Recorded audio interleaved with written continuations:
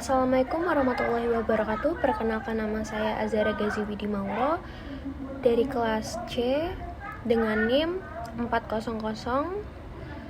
400205246501113. Kali ini saya akan menjelaskan makalah saya yang bertema akhlak kepada Allah. Kali ini penjelasannya terdapat 3 soal, yaitu yang pertama, apa pengertian akhlak kepada Allah, mengapa seorang muslim harus berakhlak kepada Allah, dan bagaimana cara meningkatkan akhlak kepada Allah dalam kehidupan sehari-hari. Yang pertama, akhlak kepada Allah. Salah satu ajaran agama Islam yang wajib dipatuhi oleh siapa saja yang beragama Islam adalah akhlak. Akan ada manusia yang paling dicintai dan paling dekat dengan Nabi Muhammad SAW, yaitu manusia yang memiliki akhlak yang paling mulia. Perbuatan yang tertanam di jiwa seseorang sehingga mengarah pada tindakan yang bebas dari paksaan merupakan pengertian dari akhlak. Dalam Islam, akhlak mempunyai kedudukan yang tinggi sekali. Saat Rasulullah SAW ditanya tentang penyebab paling umum masuknya seseorang ke surga, beliau mengatakan bahwa orang-orang yang banyak masuk ke surga adalah mereka yang bertakwa kepada Sang Pencipta, yang berakhlak mulia kepadanya. Sesungguhnya orang-orang mukmin dengan akhlaknya dapat mencapai derajat orang-orang yang berpuasa dan melakukan sholat malam. Hadis riwayat Abu Dawud. Hadis di atas itu memberi penegasan kepada manusia yang berakhlak baik bahwa mereka diselaraskan dengan derajat orang yang berpuasa di siang hari dan bangun malam untuk ibadah di malam hari. Hadis ini menunjukkan kedudukan orang yang berakhlak baik, tetapi jangan dipahami bahwa orang yang berakhlak baik berarti sudah melaksanakan puasa dan sholat malam hari sehingga tidak perlu melaksanakannya lagi. Hanya saja Nabi ingin menjelaskan kedudukan dan pahala yang didapatkan oleh orang yang berperilaku baik itu sama dengan orang yang berpuasa dan bangun malam setiap hari untuk Tuhannya. Secara etimologi, akhlak, khuluqun dari bahasa Arab, memiliki arti budi pekerti, watak, dan perilaku. Akhlak secara terminologi memiliki arti sifat seseorang yang jiwanya sudah terlatih sehingga dapat melahirkan perbuatan spontan tanpa perlu suatu pemikiran.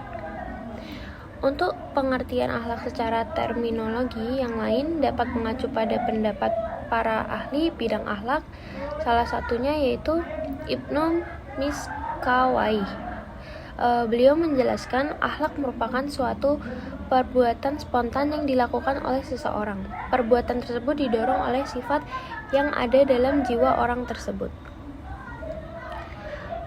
Konsep akhlak ke dalam Al-Quran salah satunya dapat diambil dari pemahaman terhadap surat Al-Alaq ayat 1-5, yaitu yang secara tekstual menyatakan perbuatan Allah SWT dalam menciptakan manusia sekaligus membebaskan manusia dari kebodohan, alamal insana malam ya'lam.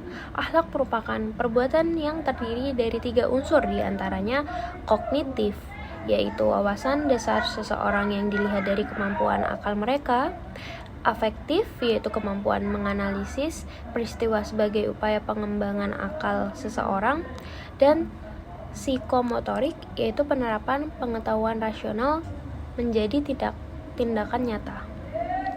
Yang dimaksud Allah kepada perbuatan yang seharusnya dilakukan oleh hamba Allah, yaitu bisa dikatakan akhlak kepada Allah apabila mengakui dan menyadari bahwa tidak ada Tuhan kecuali hanya Allah SWT.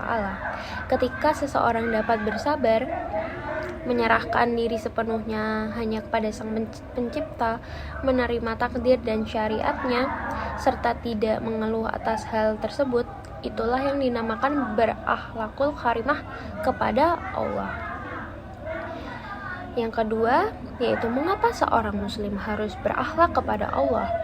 Seorang muslim yang baik itu memang diharuskan berakhlak yang baik kepada Allah, karena kita sebagai manusia itu diciptakan atas kehendaknya, sehingga alangkah baiknya kita bersikap santun berakhlak kepada Sang Khalik sebagai rasa syukur kita menurut Kahar Mahsyur. Allah Ta'ala mengisyaratkan hal ini dalam firman-Nya, wa qadla rabbuka alla ta'budu illa iyyahu wa bil walidaini ihsana imma yablughana indakal kibara ahaduhuma aw kilahuma fala taqul lahuma ufi wala tanharhuma wa qul lahuma qawlan karim. Dan Tuhanmu telah memerintahkan supaya kamu jangan menyembah selain Dia, dan hendaklah kamu berbuat baik pada ibu bapakmu dengan sebaik-baiknya.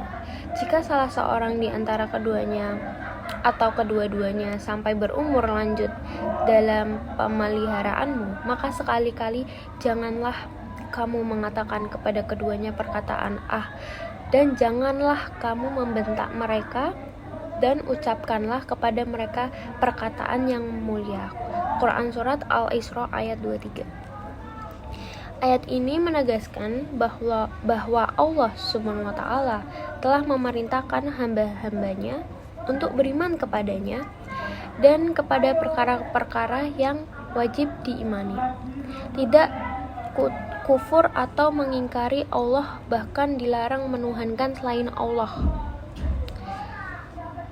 Dalam ayat lain, Allah Subhanahu wa Ta'ala juga berfirman, ya ayyuhallazina aminu billahi wa rasulihi wal kitabil ladzi nazzala ala rasulihi wal kitabil ladzi anzala min qabl wa may yakfur billahi wa malaikati wa kutubihi wa rasulihi wal yaumil akhiri faqad dalalam ba'ida. Wahai orang-orang yang beriman, tetaplah beriman kepada Allah dan Rasul-Nya, dan kepada kitab yang Allah turunkan kepada Rasul-Nya, serta kitab yang Allah turunkan sebelumnya. Barang siapa yang kafir kepada Allah, malaikat-malaikatnya, kitab-kitabnya, rasul-rasulnya, dan hari kemudian, maka sesungguhnya orang itu telah sesat sejauh-jauhnya. Quran Surat An-Nisa ayat 136. Maka sepantasnya seorang hamba beriman kepada Allah Subhanahu wa Ta'ala, meyakinkan kebenaran firman-Nya dan tunduk terhadap perintah dan larangannya, karena manusia adalah makhluk ciptaan Allah yang begitu lemah juga tidak memiliki daya. Maka diwajibkan taat pada perintahnya, juga taat kepada Sang Pencipta. Kenyataannya makhluk ciptaan Allah itu lemah. Bisa dilihat dari doa yang dipanjatkan kepadanya pada saat diberikan kesehatan maupun kesusahan, di saat aman maupun di saat terkena musibah. Ada syarat-syarat tersendiri apabila ingin doa-doa yang dipanjatkan diterima atau dikabulkan oleh Allah. Jika ingin berkomunikasi dengan Sang Pencipta, maka ada tata cara tersendiri, yaitu harus penuh dengan kesopanan. Sedikitnya terdapat 4 alasan utama yang mengharuskan manusia berakhlak mulia kepada Sang Pencipta, yaitu manusia diciptakan dari air yang berasal dari tulang rusuk dan tulang punggung atas kehendak Allah. Manusia diberikan panca indera oleh Allah berupa hati, akal, pendengaran, penglihatan, dan lainnya. Kemudian manusia dapat bertahan hidup dengan sumber daya yang sudah diberikan oleh Allah, yaitu berupa bahan pangan nabati maupun hewani, udara, air, dan sebagainya. Manusia telah dimuliakan oleh Allah dengan diberikan kekuatan, lautan, dan daratan. Umat muslim diharuskan berakhlak baik kepada Sang Pencipta karena telah menjadikan umat muslim sebagai manusia yang sempurna.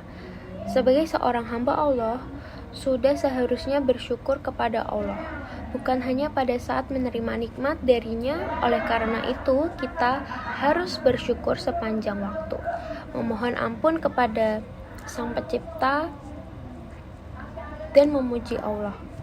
Menjadikan Allah satu-satunya yang bisa menguasai diri adalah salah satu cara berakhlak kepada Allah. Jadi, manusia diharuskan memiliki kemampuan untuk lebih dekat dengan Sang Pencipta dengan cara yang tepat. Kemudian, meningkatkan akhlak kepada Allah dalam kehidupan sehari-hari. Manusia seharusnya berbuat baik pertama kali kepada Allah SWT, karena Allah SWT lah yang menciptakan manusia, yang memberi rizki, yang mengaruniai kesehatan, yang memberi panca indera lengkap, yang memberi perlindungan, yang mengabulkan permohonan, serta karunia-karunia lainnya yang mustahil manusia dapat menghitungnya. Umat Islam memang selayaknya harus berakhlak baik kepada Allah SWT, karena Allah lah yang telah menyempurnakan penciptaan manusia sebagai makhluk yang sempurna. Untuk itu, akhlak kepada Allah itu hukumnya wajib. Seperti kalau sedang diberi nikmat oleh Allah, manusia harus bersyukur kepada Allah. Dengan demikian, ada beberapa macam aplikasi akhlak terhadap Allah yang harus ditunaikan untuk memenuhi haknya. Yang pertama yaitu bertakwa. Takwa memiliki arti penjagaan nafsi atas segala hal yang berbahaya atau membawa mudarat. Takwa kepada Allah artinya melaksanakan perintah dan menjauhi larangannya. Kemudian yang kedua yaitu bersyukur. Syukur adalah berterima kasih dan bersyukur kepada Sang Pencipta. Merasa tenang, bahagia, dan mengakui nikmat yang diberikan oleh Sang Pencipta. Bentuk syukur dapat diwujudkan melalui lisan, hati, maupun perbuatan. Syukur adalah memberikan pujian kepada yang memberi nikmat atas kebaikannya. Kemudian ada bertaubat. Secara etimologi, taubat memiliki arti kembali. Sedangkan secara terminologi, taubat berarti pulang atau kembali kepada Sang Pencipta yang Maha Pengampun lagi Maha Penyayang. Menyerahkan nafsi sepenuhnya kepada Sang Pencipta dengan sungguh-sungguh dan rasa penyesalan, memohon supaya taubat, seorang hamba diterima oleh Sang Pencipta. Kemudian yang terakhir bertawakal. Tawakal memiliki arti bergantung dan bersandar. Tawakal kepada Sang Pencipta berarti berharap dan berserah diri kepada Sang Pencipta dalam hal apapun. Juga merasa dengan apa yang sudah dicukupkan oleh Sang Pencipta kepada hambanya. Tawakal adalah bagian dari iman yang sempurna. Yang dimaksud dengan tawakal tidak hanya diam saja tanpa ada suatu perbuatan. Tawakal sebenarnya yang ada di dalam Al-Quran adalah perjuangan menggapai tujuan yang diinginkan. Setelah itu, pasrah kepada Sang Pencipta agar hajat yang diinginkan dapat tergapai lewat berkat dan rahmatnya. Kemudian berdoa. Secara umum, doa adalah memohon dan meminta kepada Sang Pencipta dengan mengucapkan lafaz yang diinginkan dan dengan menjalankan persyaratan yang telah ditentukan, memohon sesuai dengan yang diinginkan, dan meminta agar dilindungi oleh Sang Pencipta. Kemudian seseorang yang tunduk dan patuh kepada Sang Pencipta, artinya orang tersebut mendapatkan isyarat tentang kebenaran, juga diberikan waktu untuk berubah dan memperbaiki diri. Itu saja yang dapat saya sampaikan, kurang lebihnya mohon maaf. Sekian dan terima kasih.